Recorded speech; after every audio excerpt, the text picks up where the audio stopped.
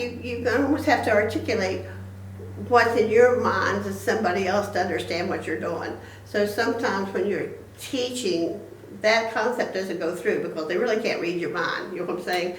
But you can show them some skills or something there that communicates. I guess that sometimes you communicate better with your hands what you're doing than what you can do with them trying to understand your words or what you're saying because they're not comprehending. But I guess in a way the teaching makes me try to make them want to do it, and makes me try to make them love when they do get to do it. You know, I want them to be happy. Oh, learning, if learning is fun, you're happy. I mean, that's it. You got to make learning fun. They want to do it. Yeah. And give them a little confidence they can do it. It's not so intimidating. Well, my teaching degree was an art comprehensive. That means I could silk screen, I could weave, I could do pottery, I could draw, I could do calligraphy. I mean, there's just a long gamut of all the different arts that you need to be able to master and be able to teach. But if you're going to be really good at something, you need to focus. So, and probably the fact that I have two things I focus on, the painting as well as the pottery, might divide me a little bit, but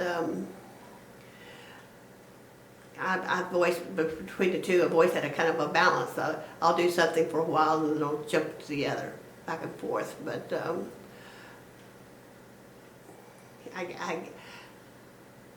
I don't know how to explain to somebody what makes you or what drives you that makes you want to be good at.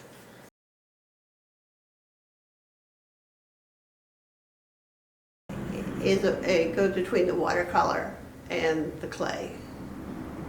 And I'm a functional potter, you know, and a lot of the stuff. Now, I do a lot of hand building, just small hand building, just because it's easy to teach children and adults to look at, and they have something immediate they can take home. But I'm basically a wheel-throwing potter and a painter. Now, the paintings I've been most successful at in my watercolors have been florals. I'm a gardener. I paint what I know. I don't paint oceans. I don't paint sailboats. I mean, they're foreign to me. But I paint in the winter. And of course, you know, with these winters around here, it's all snowy and white. You don't see very many snow paintings around here. I make them up on my head.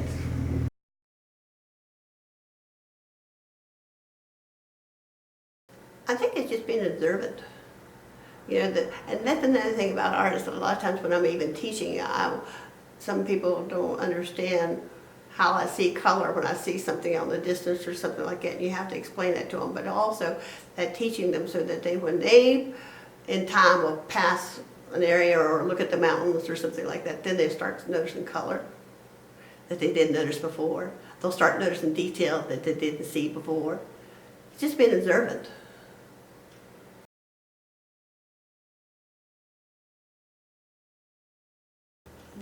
The nice thing about the cooperative is there are other artists and there are other friends. That's what I think of. We kind of network together, we kind of reinforce one another, we help one another because we're all in that same boat of struggling, trying to make it as artists, which is hard, especially in this current state. Very difficult. It's very hard to support yourself in this state. Usually, like I started, you had to have another job. Art was secondary. I mean, it was an avocation, not your vocation. Yeah. So at this point, and for me now, but now look how old I am. I've been at this a long time.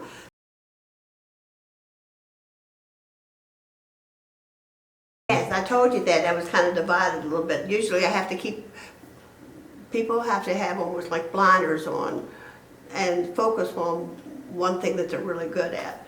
But I had those two loves. And so I have to go back and forth. My master's is in clay. You know, I'm from WVU. But my years experience and so forth, I'll probably have more.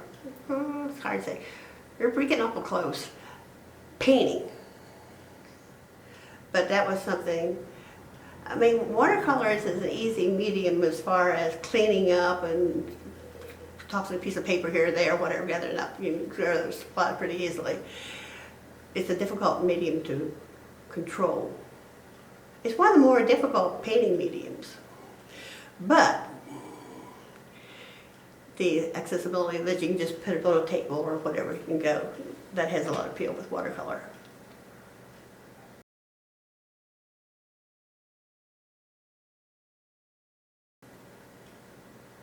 No, I don't remember. No, I probably have a hard time even telling you which one when I first started with that. But I did once I started getting a little more interested in landscape painting and in oil painting.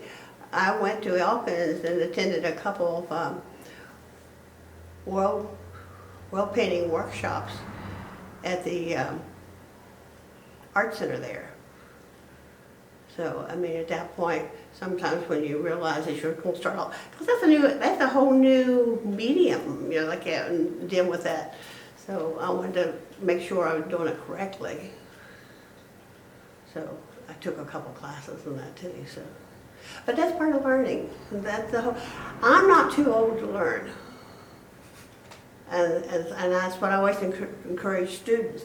I say, if you really like this, you need to keep taking workshops, you need to keep going. I said, you can learn 20 years by yourself to learn one little, or you go to a class and over a weekend learn the same thing. You might have paid $100 to learn that one thing, or you can take 20 years, what you have more of, the $100 or the 20 years to learn something. So I encourage people to take classes. There's nothing wrong with someone teaching you how to do something.